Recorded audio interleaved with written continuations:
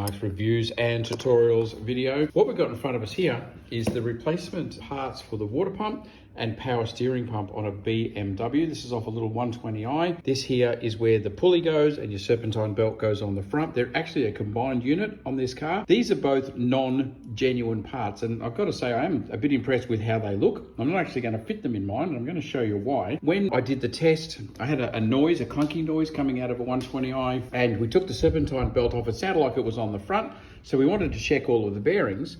And just by moving it to check the bearings like that. Now, you've got a drive in the back here of this. You see the two pins and the two ears, and the same there.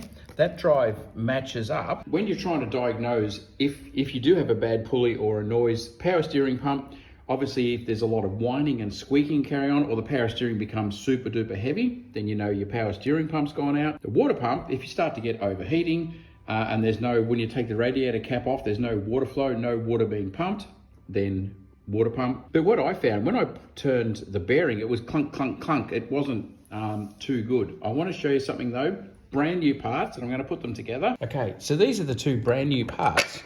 And when you put them together, it only goes one way, by the way, but when you put them together, it bolts onto there. Listen to that. That's not a bad bearing. That, because the bearing here is fine. Really, really good condition, no worries. And so is that one. That is actually just the play between those two drive shafts. So we felt that on the big pulley, and we're like, oh, okay, there's a problem. There's the noise.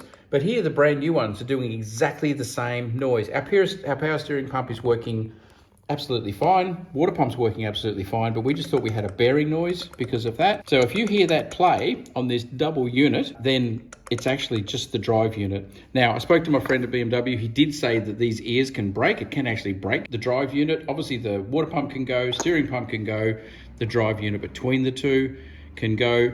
But if everything's working and you're just worried by that noise, it is just the drive shaft between the two.